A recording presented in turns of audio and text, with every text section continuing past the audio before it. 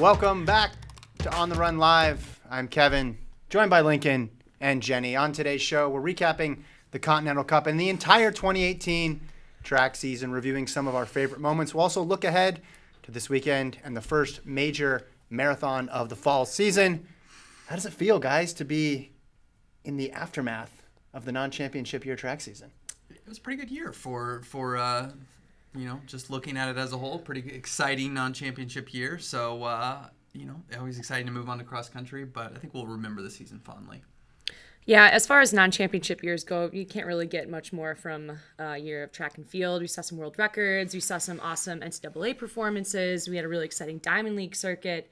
So it was nice. It's nice that it finally came to a close, and now we're ramping up for cross country, but lots to like about track and field in 2018. So before we go big picture and look at the entire season, let's go back to last weekend. Continental Cup held over 2 days in Ostrava. Lincoln, I'll start with you. Which race from those 2 days told the best story of 2018? Well, sticking with the status quo, you have to think of Caster Semenya in the 800. Another dominant win, another 154 performance from her in a meet overall that wasn't super quick. I think it told the story of the season of just, once again, her dominance every year, at least since 2016, since she's been kind of back at that top level again, has been, the question is, can anyone kind of creep up on Semenya? We've seen it every once in a while from Neon Samba and maybe Ajay Wilson occasionally, but once again in Ostrava, as you can see there, it was the Caster show, and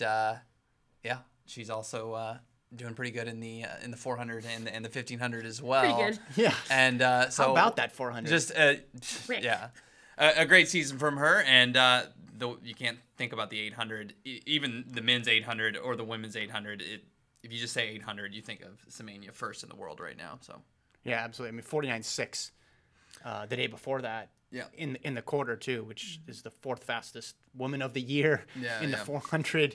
I mean, she's dabbled in the 1500 as well this year, so the range for Semenya is pretty ridiculous. My race that told me the most about 2018 was the women's 200, which was just again Shawnee Miller capping her season perfectly, undefeated this year in the 200. And at this point in the race, Daphne Shippers thinks she probably has it, but Shawnee Miller-Weibo too good. I know Daphne Shippers cannot catch a break this year. Miller-Weibo has just been too good. She's broken 49 seconds in the 400. Like I said, dominant in the 200 as well, Jenny. I mean, just like a tour de force for Shawnee Miller this year. And, feel free to correct me, people out there, if I'm wrong, but I think she's undefeated in general. Like, I don't think she lost a single race. That's correct. Race. Correct, yeah. Just an unbelievable performance from her. For me, it was the men's 100.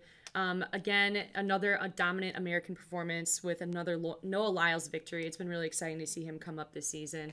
And again, Jamaicans nowhere in sight. Mm-hmm. Johan Blake ended up dead last. Pulled up here, yeah. It's unfortunate for him. And then again, Bing Tien Su just putting together another great performance, finishing runner-up in the 10:02. So for me, that was a pretty typical 2018 type race.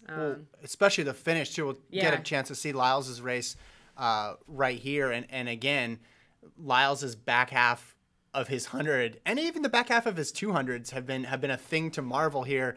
He has a huge deficit once again, and then just at the last stride, just gets it ahead of Sue. I mean, between Coleman's Coleman's start and Lyles' finish, I mean, just some awesome 100-meter running this year as a whole, I think. Yes. Yeah, I wonder if Lyles is going to be able to fix that in the offseason. You have to imagine that's going to be a big thing for him to try to correct this fall heading into the spring and summer. And he's got a lot of time to fix that issue, though. I know the 200 is going to be his focus, but we're still over a year away from the World Championship. So. Sure. Next, I wanted to look at just overall, what was your favorite track race of 2018? We polled the listeners and viewers out there. Here are some of the ones we got, and then we'll give ours. Yep. So NCAA Women's 4x4 Final. That was a good one. Can't forget that one. Kendall Ellis. Diamond League 5K Final. Salomon Barrega, where someone broke 13 in the 5K. I don't know. 8 people, in fact, yeah. Jacob Ingebrigtsen. Just in general, Jacob Ingebrigtsen in general, Peyton Jordan, Euros, and World Juniors. We have a vote for the Ben Flanagan NCAA 10K, the NCAA Men's 400 Final, Coleman at the Brussels Diamond League final, the 979. And then honorable mentions, London Marathon. Seems like forever ago, the London Marathon. Chepkowich's steeple world record. Kajelka getting DQ'd. Who could forget the famous shorts pull in Lausanne? Schweizer's 5K at NCAA's. Norman versus Lyles in the 200. All of Lyles' 200. Someone wanted all of the races for race of the year. Benjamin's 400-meter final at NCAA's. That's 47.02. And then the Zurich Diamond League 3K steeple, the famous Consesless Kipruto one-shoe race. Jenny, of all those, or any race in general, what was your favorite race of 2018 mine was track? not actually on that list. Oh. The fans apparently didn't like this race as much as I did. But for me, it was Abdurrahman Samba's near world record in the 400-meter hurdles in Paris. So he came tantalizingly close to breaking Kevin Young's world record. And that's 46.78, and that's from 1992. He ran 46.98. And, you know, for me, that was really cool to see because this was a year that kind of brought back the men's 400-meter hurdles after a couple of quiet years where there wasn't a whole lot going on with people getting that close to that world record mark. So that's why I really enjoyed it. I went with, I think, one that wasn't on the list either. And I got to admit, if I had a second pass at this, I probably might go NCAA women's 4x4 final. You went off the grid here. Yes, I did. No, but the women's 400 at Monaco with Shawnee Miller and Salwade Nasser, 48.97 for Shawnee Miller. Fastest time since Sonia Richards-Ross broke 49 in the 2009 season. And you had a close race because Salwade Nasser, 49.08, just behind. I mean, two historically quick runs in the same race combined with the dominance of Miller. It was just a very exciting race. They race somewhat frequently, but not enough to where you're like feeling like this is a predictable result. So I liked it. But man, now the more that I think about that USC 4x4, just winning the race and winning the meet, the last race in the history of Hayward Field, I was in the stadium, so I'm a little biased for that one. And just the noise. Yeah, oh my God, deafening. Mean, the Oregon crowd cheering for USC does not happen often, folks, but it happened in that one. Tough to argue with that, but I'll say my favorite individual race then was this Monaco 400. Yeah. Lincoln? I bet Purdue would not select that 4x4. They ran a good race. They did run a great race. Yes. A lot of people have been outkicked by Kendall Ellis. Yes. It's true. They weren't the first. My race is the men's 400 final at NCAA's. Super duper anticipated throughout the year ever since, I would say, when Michael Norman ran 44.52 indoors. We were like, get him on an outdoor track in Eugene in June, and what can they do? And even despite the rain, it didn't disappoint. Norman running that 43.61, I believe. Yeah, I'm glad I could pull that out. You also had Akeem Bloomfield. This is going to be a good segue for me. I can feel it. But Akeem Bloomfield also running under 44 seconds there. But obviously Norman was the story of that one. And even with the rain, he ran so scorching fast, broke the collegiate record. And it's just, I mean, could he be maybe in the next year the first guy under 43 seconds? So that was kind of the whoa, fast forwarding way ahead. Yeah, way ahead. But I mean, he ran that time in June. Yeah. And it's just after a long season. You know, he's pro now. I obviously that's not what we were thinking immediately in that race. But it just was an incredible year for Michael Norman. For him not to be on this list somewhere would have been a shame. I mean, he broke a world record indoors. I know indoors is indoors, but still, Michael Norman deserves to be in there. Indoors is indoors, according to collegiate record. Indoors is if you have only one choice where you can run track, you choose indoors. But if you have two choices, you go with outdoors. All right, let's go to moving on the 2019 season a little bit. Let's look ahead. Breakout star for 2019, and I think we all defined breakout star differently. Me especially. I think what we should first do is explain how you defined it and then who you picked. Sure. Lincoln.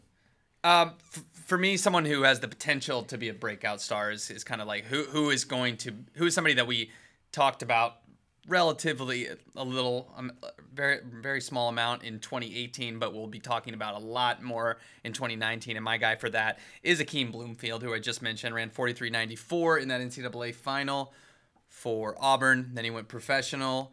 You're in 1981 in the 200 this season, which is faster than Michael Norman. Michael Norman, we know him for his speed too in that 200, but Akeem Bloomfield really showing the wheels, winning a Diamond League race.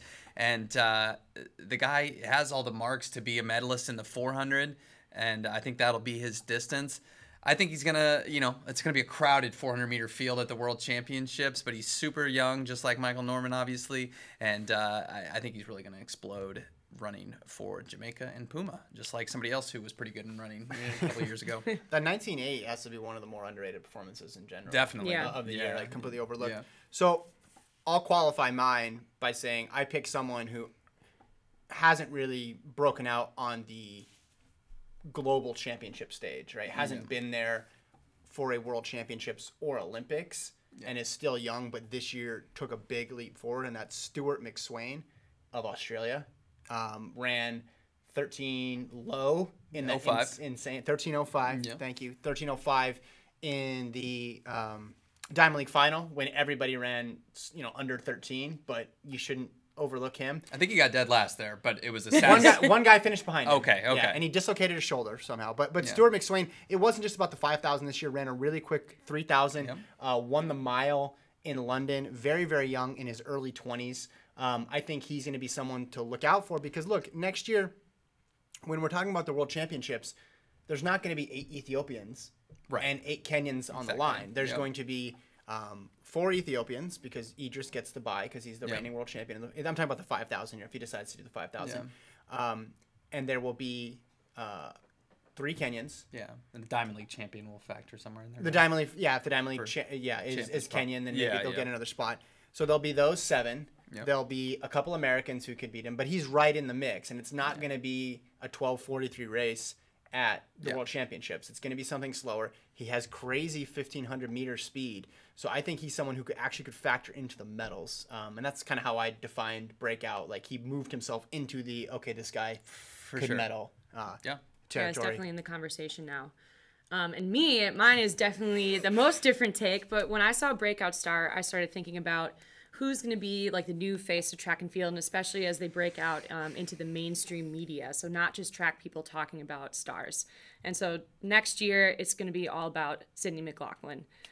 She is powered by an elite Hollywood talent agency, so they're going to be behind the scenes working things, giving her awesome deals. Who's not, but okay. Right, but but no, I really do think that it's the penultimate year heading into the Olympics. I think that she's going to start to become a household name, especially as she mixes it up with the superstars in other sports and starts to really put herself in the conversation there. I mean, that's probably the not to insult or anything. That's probably the safest pick. I mean, she's going to be in, and once she gets everything settled, she has a brand. She has, has her agency, everything sorted out. I guess she has her agency already sorted out, but she's going to be all over everything. She'll have her fair share of Wheaties boxes and everything else that comes with that. So I think you're right. I think she's going to be a new breed of track and field superstar, really, and she will be for a long time. Yeah. So it should be the first one of this current era, right? Like Bolt, I guess.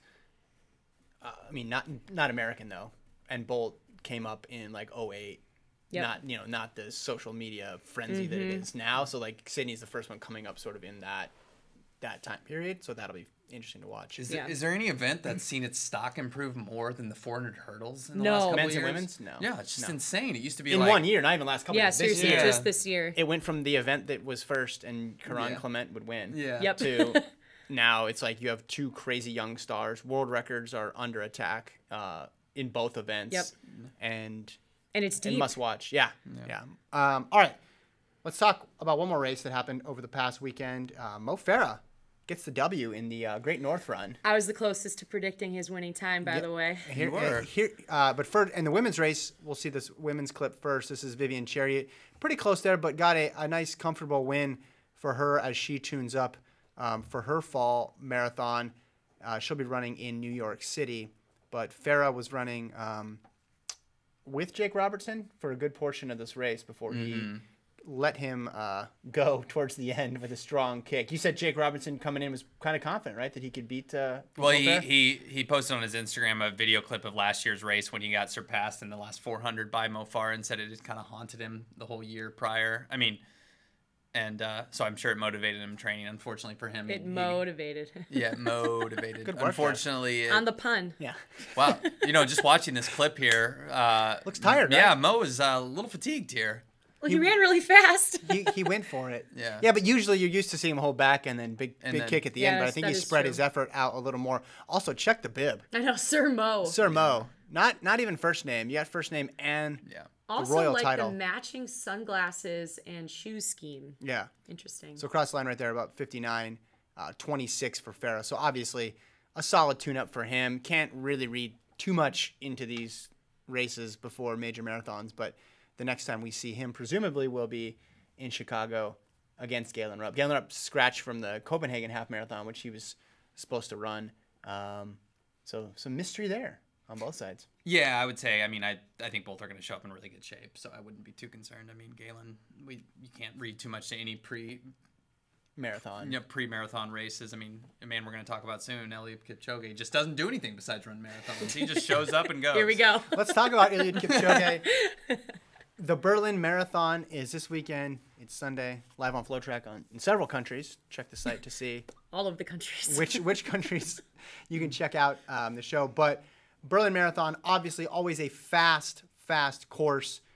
Should not be any different this year. Men's race headlined by Eliud Kipchoge. Women's by Tirnish Dababa. Who you got and what time? Weather's supposed to be pretty good. Not like super cool to where I would say bank a world record. It's going to be in the lower 60s throughout, I think, the majority of the race. So obviously you're going to pick Kipchoge on the men's side, just because more often than not, world records don't happen instead of do happen. And you also, we need to check that. Can we get a check on the stats? It's not every day that a world record is broken. So no world record, but you're going Kipchoge? Yeah, of course. And I think, I think he'll run right around his 2:03:20, just his solid tempo run pace, 2:03:20 marathon pace. So he'll get the W. Not a super deep field on the men's side. You have some guys that have obviously run fast, Kipsang, but Kipsang, it's been a pretty tough couple of years for him outside of that really good run in Tokyo last year. So Kipsang, and then you gotta go with Dababa. I saw her in person last year in Chicago, and she was pretty darn good. Mm-hmm. So pretty darn good. Trying to top that analysis. No, I literally don't have much else to add in that regard. So nailed it. So no world record. No world record. I don't think that Kipchoge will go quite that fast. I'm gonna be contrarian a little bit and just say 2:05. Oh, 2:05. I know it's. Whoa, I'm going the other way. I think it happens. Yeah. I think it happens. Wow.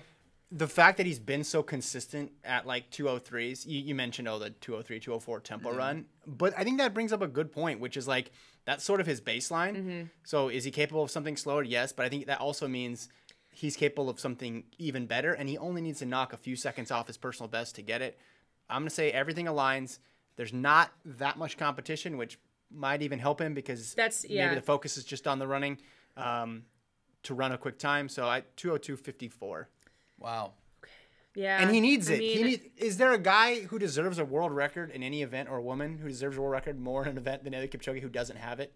I mean, he's won 8 in a row, got a gold medal. That's always a tricky question. You ask who deserves something more, though. Well, I know, but right now it's Dennis Kimetto, whose only accomplishment is a 2:02:57. Right? Like, if you're telling people about this era, great accomplishment, though. It is a great accomplishment, but if you're telling people about this era, yeah. I just meant for like continuity's sake. Like, you're telling your grandkids, Lincoln, one day, hey, sit by the fireplace. Let me tell you about the marathons of yonder time, and they're gonna say, who was the best? And you're like, Eliud Kipchoge. Oh, he had the world record? No, Dennis Kimetto did. Well, what else did Dennis Kimetto do? Well, he had a couple decent ones, but Eliud Kipchoge, greatest of all time, it's the one thing that's missing. Yeah, and maybe he sees this as he has to go for it here because the conditions are going to be good. It's Berlin, and even though he's been so good for so long, you don't know how long it's going to last. He is 33 years old. Right. I don't see him falling off a cliff. But once he gets into past 35, I don't think he's going to be running 2:03s anymore. So you got to really go for it.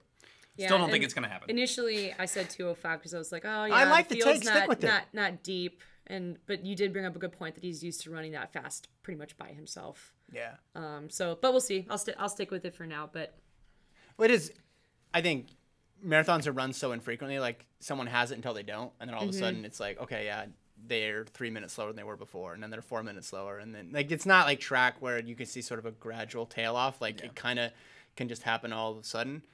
But I just like the fact that he's been so locked in on that, and he is so close. And if the weather and the pacing cooperate, we're talking about like small differences that can be the difference in world record and just another 2:03:30 for Kipchoge. And obviously he's got incredible talent. I wonder if part of this dominance, and definitely I would attribute a lot of it to, is his incredible ability to stay healthy for so long. Yeah. It's that's what derails so many of a quality marathon career. So, it won't surprise me either way if he does it. I think, if he runs 2:02:54, that definitely will not surprise me. Do you open any possibility for him to just destroy the world record by like more than 10 seconds? I mean, I think that. I think if you were doing probable outcomes, I think the like 80% chance is he's going to run something between like 2:02:50 and 2:03:50. Sure. Yeah. And then there's a 10% tail on either side where you get to like Jenny's end, and then there's also a 10% thing where he drops a 2:02. I mean, the Monza F1 breaking 2 thing was a gimmick, but his body still felt a 2:00:25 effort. Yeah, there were guys on bikes handing him drinks, and there was pacers coming out, but he still is capable of moving his legs at that pace, and that was 2.5 minutes faster than he needs to run to set this world record. So I wouldn't. I mean, it's like Kipchoge, you don't want to put anything past him. I mean, do you disagree with me that he's unquestionably the greatest?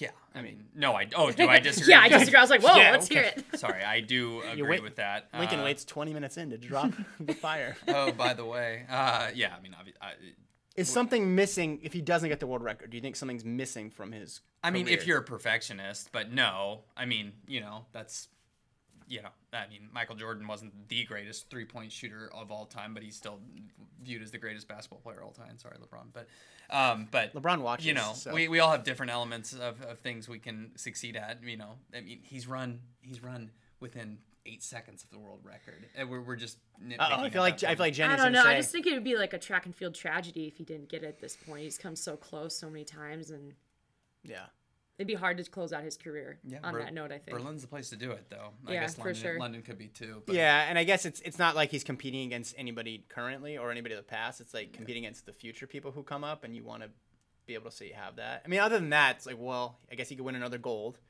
He could have a win in New York and Boston because he hasn't won a race in those two cities. But other than that, the resume is basically perfect for him. Last topic, cross country. It's happening soon. It's happening now. Right now. We are going to be in Wisconsin in a couple weeks to check out the Nutty Cone, Wisconsin My favorite invite. state. Jenny's favorite state. We announced our final Flow XC rankings. You see the #1 men's team there. NAU, #1 women's team. The defending champion, New Mexico Lobos. Yep. Lincoln, Jenny, any thoughts, surprises about the top spots? People can check out all 25 on the site, by the way. Yeah, it's a little early to say, but undoubtedly all the coaching shakeups have made the season pretty interesting leading up into these early meets. So I'll be looking to see for NAU how Brody Hasty's performing. But yeah, I don't know. I'm just really excited for us to get into it and finally get into the weekend of Nutty Comb and pre-nats and get into the real thick of it.